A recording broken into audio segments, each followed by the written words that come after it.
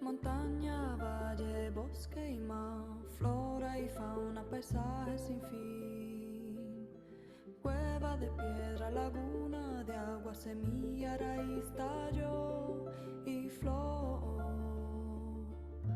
¿Cómo puede ser que el humano no respeta la ley de la vida, lo que nos sostenga? Honra la tierra, reza al cielo, ama a tus hermanos, levanta el peso. ¿Cómo puede ser que el humano no respeta la ley de la vida, lo que nos sostenga? Honra la tierra, reza al cielo, ama a tus hermanos, levanta el peso. Tierra la más bella de todas, quieren vender tu lindo cuerpo, perdónalos porque no saben que están buscando poder en vez de amor. Montaña, valle, bosque y mar, flora y fauna, paisaje sin fin. Cueva de piedra, laguna de agua, semilla, raíz, tallo y flor. ¿Cómo puede ser que el humano no respeta la ley de la vida, lo que nos sostenga? Honra la tierra, reza al cielo, ama a tus hermanos, levanta el peso.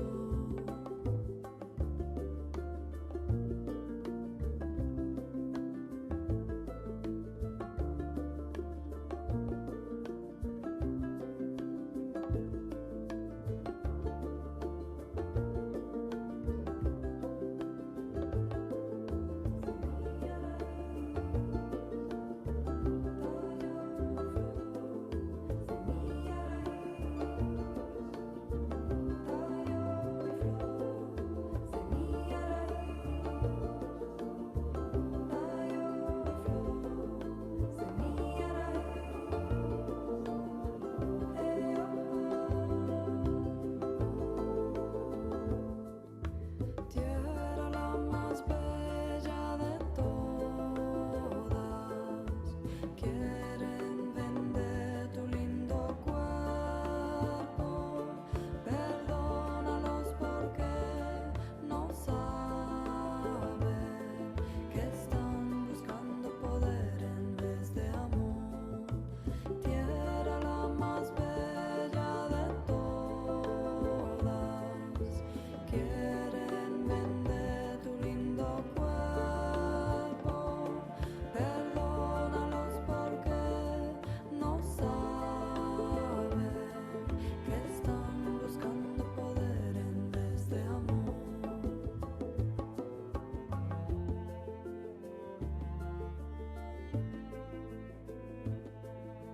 Fe y fuerza, fe y fuerza, levantamos nuestro amor hacia la vida, a la tierra, al sol y a la luna, juntos hacia las estrellas.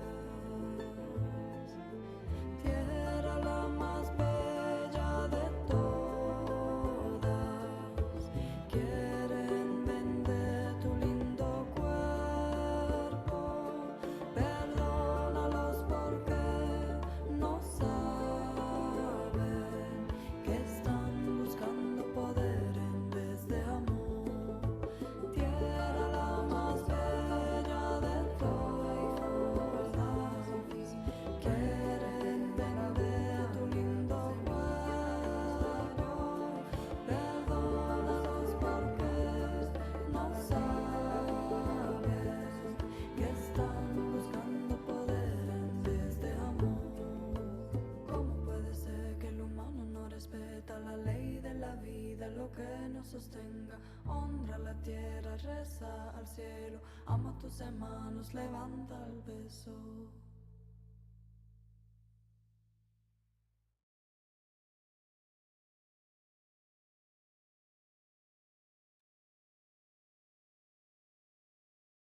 Alors, bonsoir à tous et bienvenue à cette conférence du mardi 30 juillet, 19h45, heure du Québec.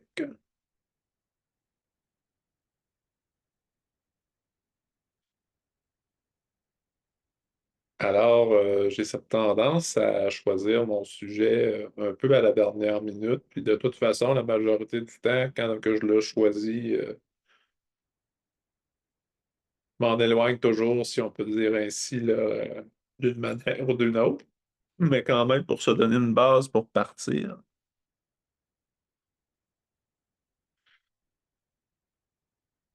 Déjà, j'ai envie de peut-être vous inviter là, à prendre un peu le rôle de l'observateur, si vous le voulez.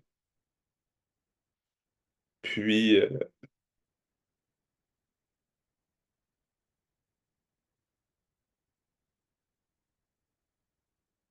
simplement pour le plaisir de juste prendre le temps de tout goûter ce qui semble apparaître.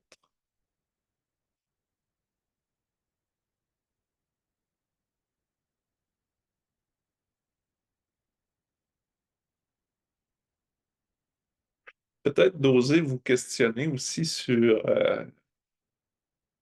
qui est l'observateur. Juste se poser la question, qui est l'observateur? Et lorsque vous obtenez la réponse, si vous obtenez une réponse, restez avec cette idée de l'observateur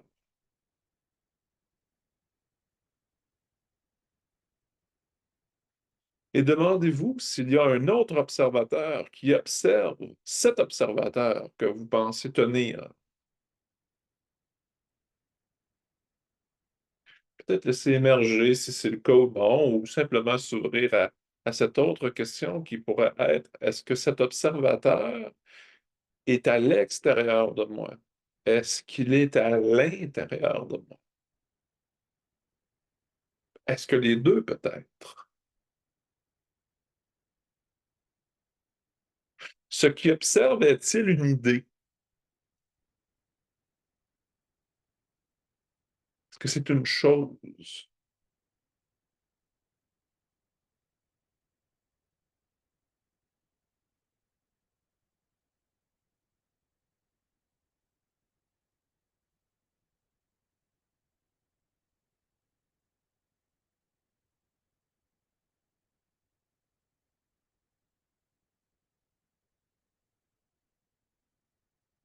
Et à chaque fois qu'on pense tenir cette chose, ne semble-t-il pas juste qu'il faut une autre chose quand même pour venir expliquer ou justifier la chose précédente?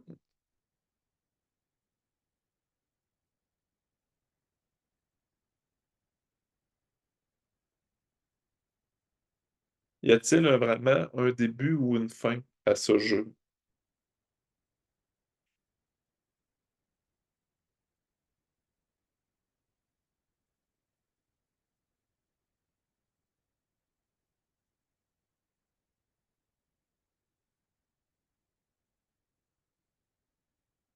Est-ce que le jeu, les apparitions, les idées, est-ce que les idées peuvent raisonnablement être considérées comme réelles?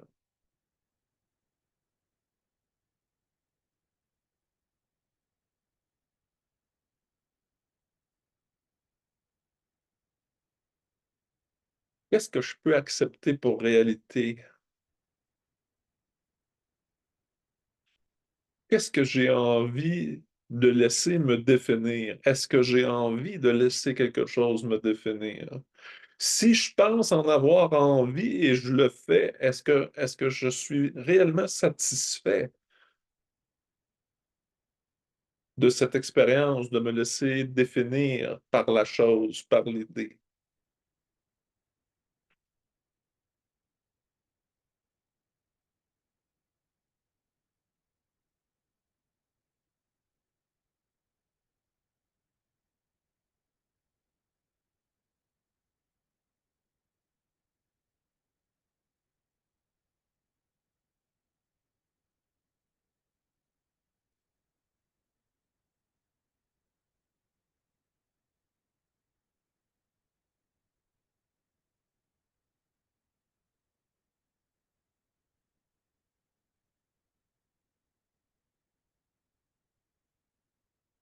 Alors, mon sujet de ce soir, c'était déjà une belle entrée en matière, pas vrai? Mais mon sujet de ce soir sera choisir ou subir.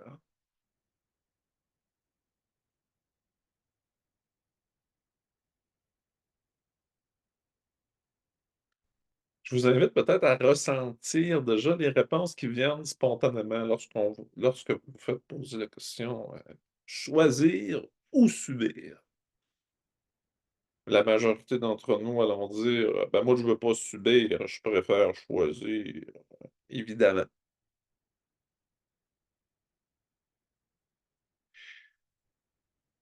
Est-ce que subir est une réalité? Est-ce que choisir est une réalité? Je trouve que ça nous ramène un petit peu à notre question de tantôt, à qu'est-ce que je peux accepter comme réalité? Et lorsque je choisis de faire le voyage au complet, un peu comme on a fait tantôt, de trouver vraiment l'observateur, d'essayer de tenir cet instant, je prie. Un appel qui sera remis à un peu plus tard.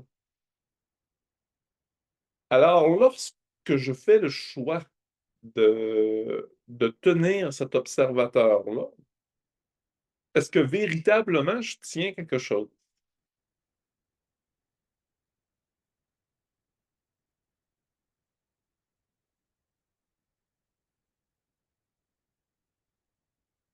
Et si on est tenté de répondre oui à cette question-là, est-ce que lorsque, en apparence, je tiens cette chose, je me sens, est-ce que je me sens moi? Est-ce que je me sens comblé, certain de toute certitude?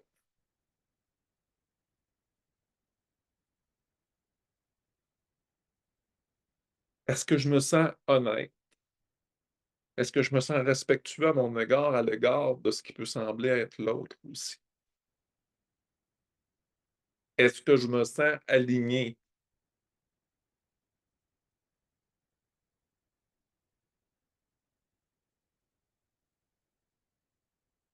Choisir ou subir?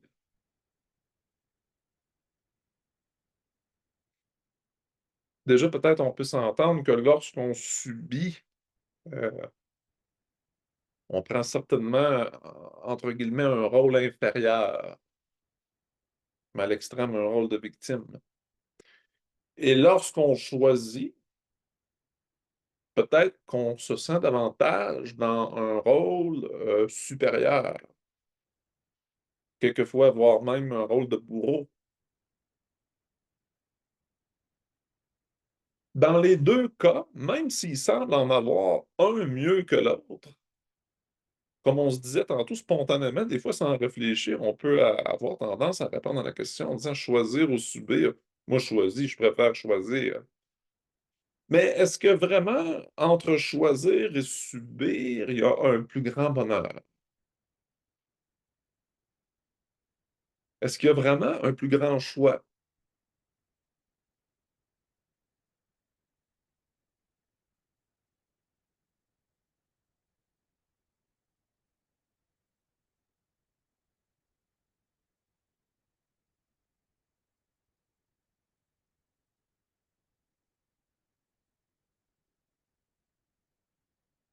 Sommes-nous vraiment ici pour faire l'éloge de ce qui est personnel ou de ce qui apparaît comme étant personnel? Ce qui apparaît comme un choix, ce qui apparaît comme la possibilité de choisir, de subir.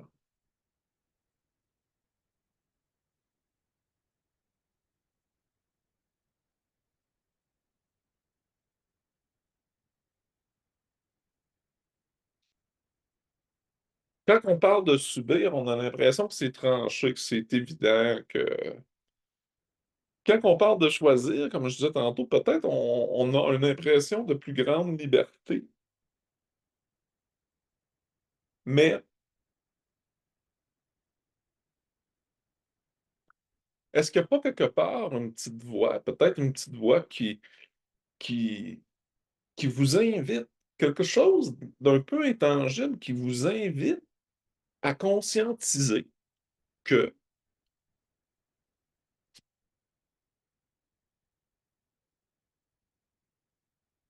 que choisir malgré les apparences de plus grande liberté, ça peut demeurer en apparence une forme de prison aussi si on est identifié à sa propre volonté de choisir.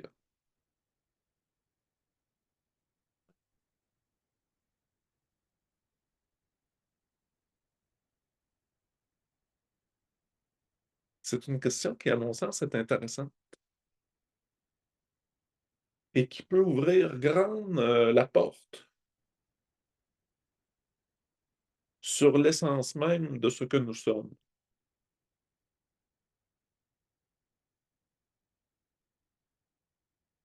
N'est-il pas évident quelque part, peut-être même que à chaque fois que je fais un choix, qu'est-ce que je choisis véritablement?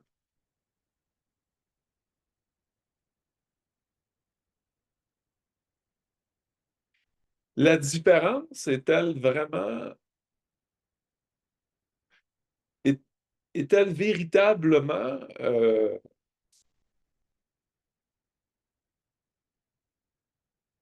réelle?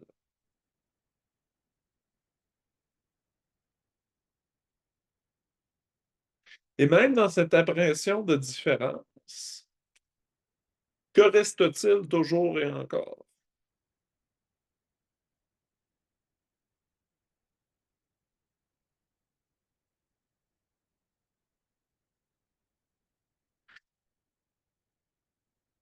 Il me semble que pour maintenir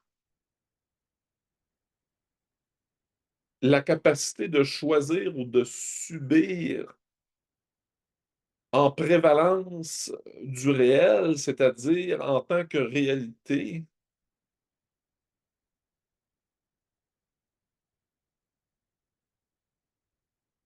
c'est en quelque part vouloir maintenir une division qui est pas vraiment là,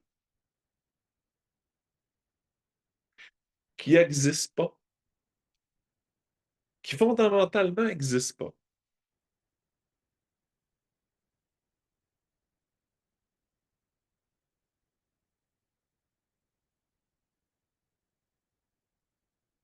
Et je crois que pour quelqu'un qui est prêt à ouvrir véritablement son cœur sur sa réalité, il est aisé de voir que il n'y a en vérité aucune séparation, aucune division,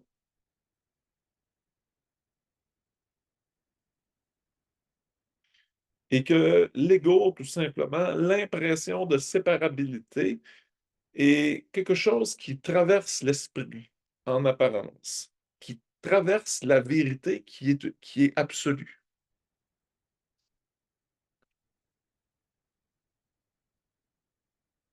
De dire que la vérité est absolue, puisque c'est des mots, ça n'a certainement aucun sens. Mais de constater à un stade, entre guillemets, et pour très mal le dire, supérieur de la communication, c'est, il est facile de constater qu'il n'y a pas de début, qu'il n'y a pas de fin. Alors, en cela, je vous demande une question honnête et une réponse honnête également. S'il n'y a ni début ni fin, qu'en est-il du temps et des impressions de séparabilité?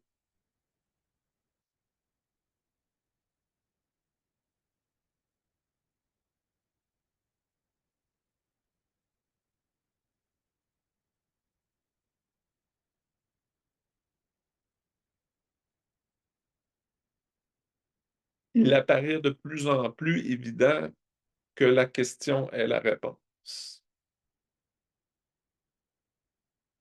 et que d'y répondre ne peut être tout ou plus qu'une distance illusoire, qu'une impression de quelque chose pour faire l'expérience de cette unité-là, du sans mots, du sans fin, de son infini finalement, pas de son infini personnel. Il n'y a rien de personnel à la vie.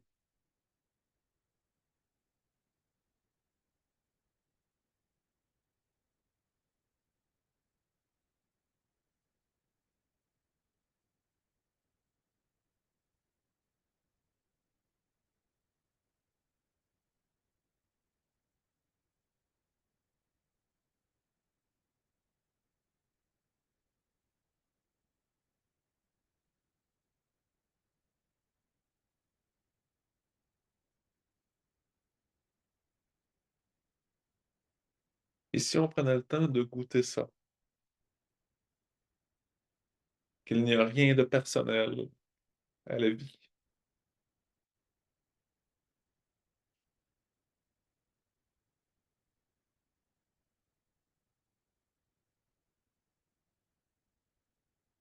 que tout est un, que tout est infini,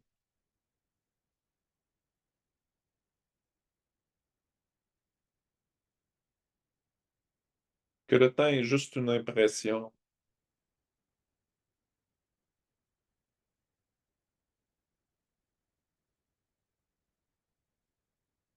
les choses, les corps, qui semblerait qu'on est constamment traversé par des concepts, par des idées, des pensées, avec des formes de densité plus ou moins grandes, conscientes, subtiles, subconscientes, inconscientes, subtiles.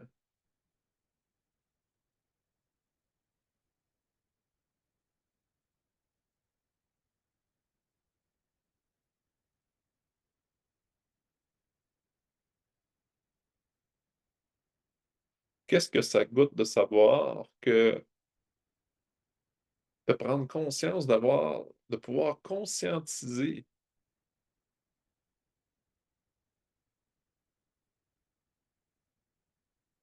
qu'il n'y a qu'une seule vie, qu'il n'y a qu'une justice,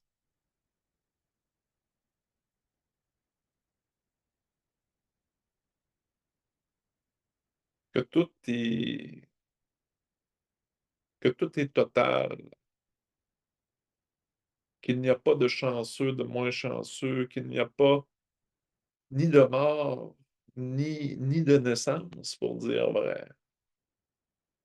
Que l'expérience n'est pas une réalité.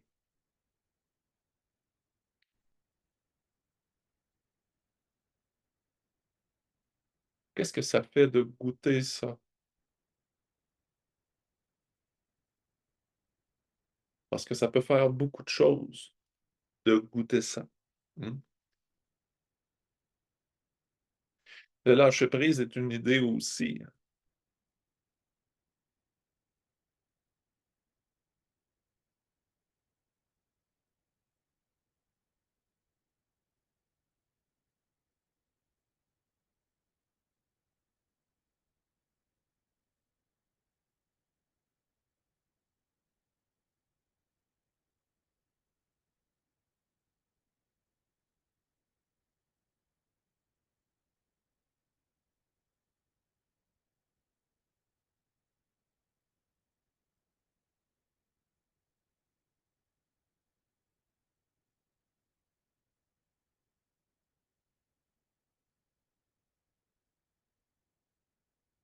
Il me semble évident que la seule chose peut-être qui n'en est pas une, à dire vrai, et qui a le véritable potentiel de nous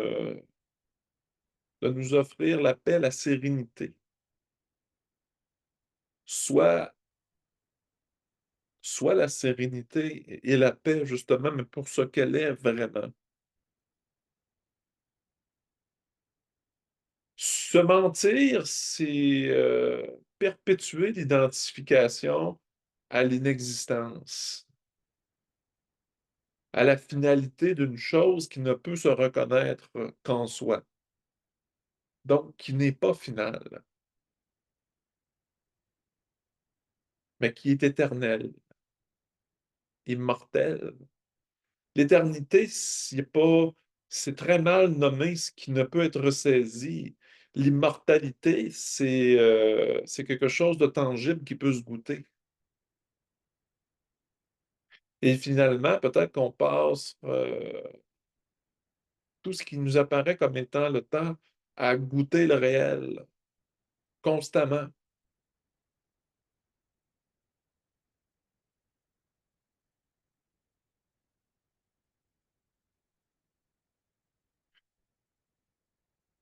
La seule beauté de la magie, donc de l'incarnation et de ce qui semble être la division, c'est la beauté réelle. C'est la beauté réelle de l'être. C'est c'est ce qui donne, c'est ce qui offre, c'est ce qui inspire, c'est ce qui inspire et expire à chaque seconde de ce que semble être le temps.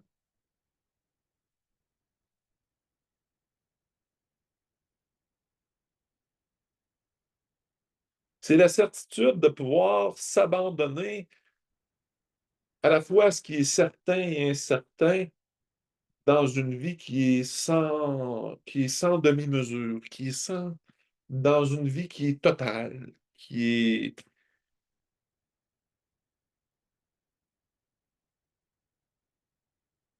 le fameux je suis enfin pleinement goûté au-delà de l'intellect, au-delà des mensurations du quantifiable, ah.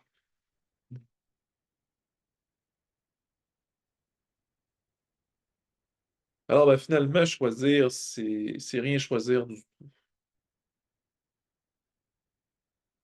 C'est d'apparemment jouer son rôle tout en sachant que nous n'avons jamais rien joué. C'est de conscientiser, de prendre le goût, le pouls, de s'offrir pleinement, de reconnaître pleinement en toute chose euh,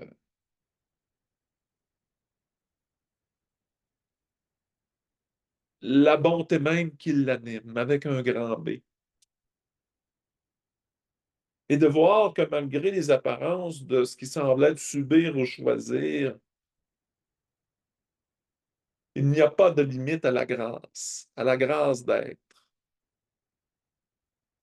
C'est pas un discours de curé, ça, là. Il faut oser venir là où j'essaie de pointer, juste laisser réapparaître l'évidence d'être.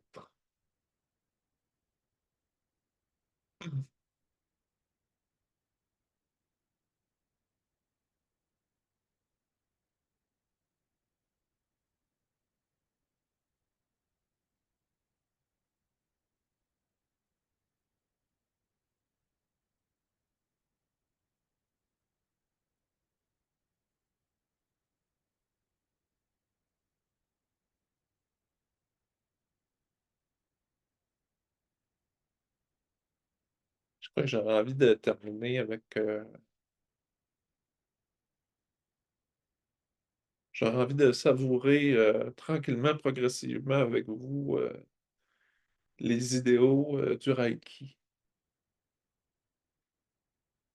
J'ai fait 5 conférences d'ailleurs sur les idéaux du Reiki, qui sont disponibles sur www.reikimagog.com. Toutes les conférences qui sont faites en ligne sont gratuites. Je commence tranquillement à faire du présentiel aussi. Donc, c'est possible de venir me rencontrer en personne. Il va y avoir des dates qui vont être divulguées sous peu chez Holistique Nature, qui, euh, qui a ouvert grand son cœur, dans le fond, avec joie à ma proposition, à mon partage, à nous, à je suis. Donc c'est extraordinaire. Puis, faut savoir aussi que je fais de l'accompagnement. Donc, ça me fait plaisir d'accompagner des gens qui sont sur le chemin spirituel ou des fois ça n'a rien à voir avec la spiritualité, mais qui ont juste parce que moi je travaille beaucoup au niveau du subtil aussi, au niveau des énergies subtiles. J'ai des outils de voyance, si on peut dire ça, qui me permettent d'aller très loin dans la dans la la la dans l'expérience, de la vie, si on peut dire ainsi. Puis, ça permet vraiment de mettre en lumière des choses, des fois, on a essayé tellement de choses tangibles, on a essayé tout ce qui est rationnel, puis on a l'impression qu'on s'en sort pas. Bien, je vous invite. Je vous invite à communiquer avec moi. Puis, ça me fera plaisir de regarder avec vous pour pour placer un accompagnement avec moi. J'ai beaucoup d'outils, comme je vous dis, j'ai beaucoup de choses qui sont fort utiles.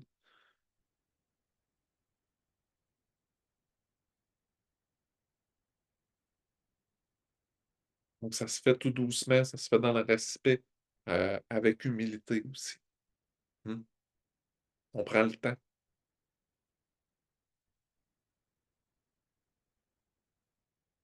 Évidemment que la réalisation de soi, heu, pas toujours obligé d'être nommé, en discours non duel, mais évidemment que c'est au centre,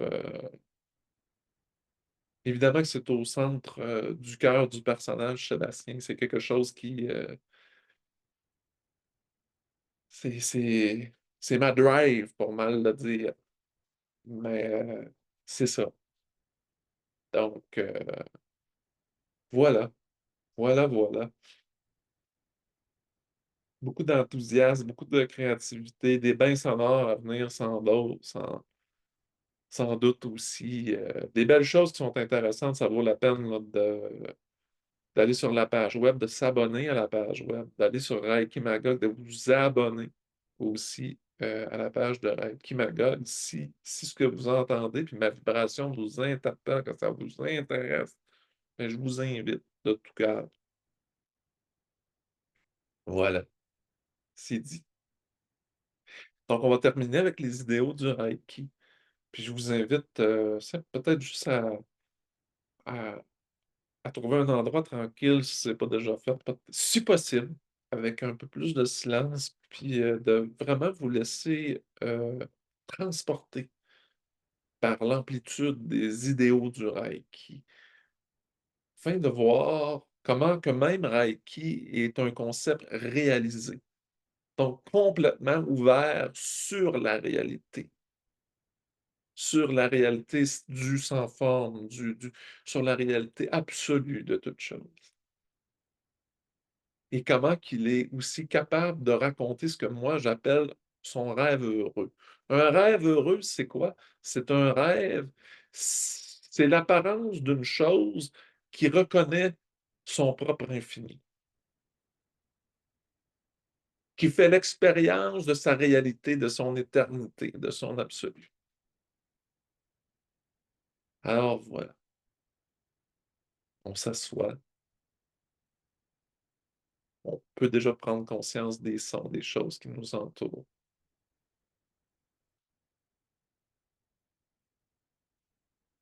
Qu'est-ce qui se passe, sous nos pieds?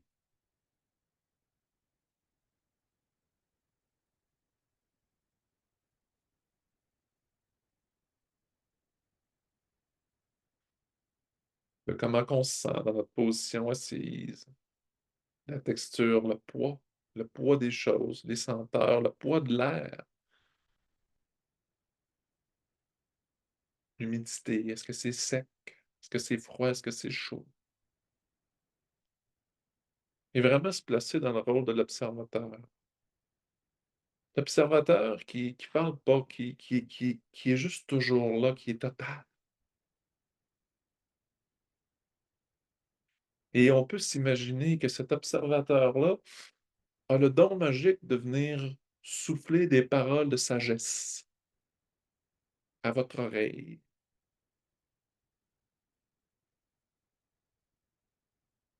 Et ces paroles vont comme suit.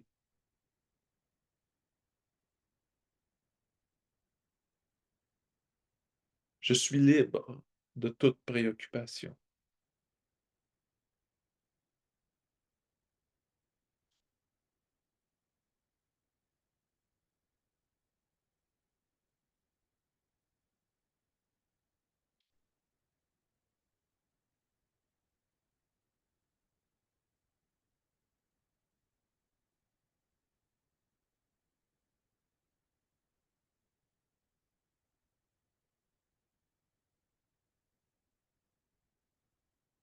Je suis libre de toute colère.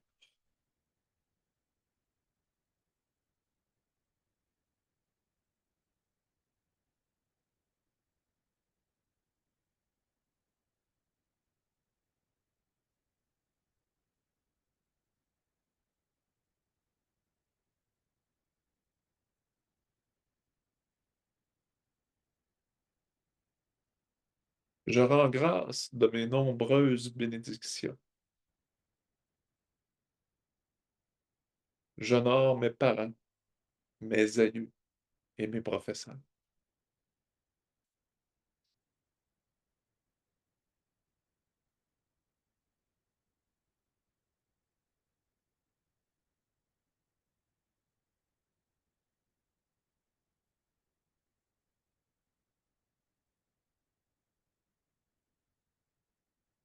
Je vis ma vie honnêtement.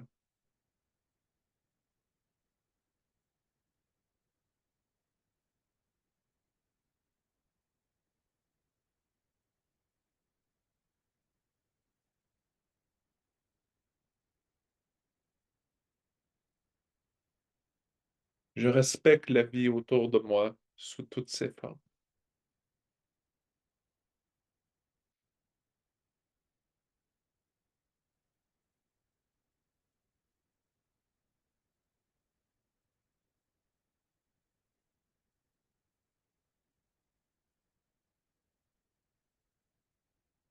Ben voilà, c'est beau, c'est bon, hein? Ça fait du bien. Il y a une justesse.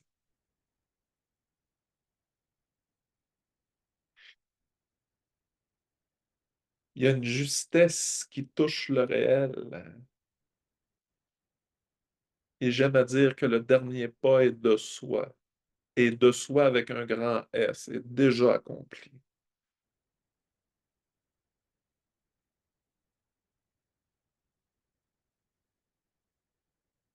Hey, je nous aime vraiment beaucoup. Je nous embrasse très fort. Je vous remercie.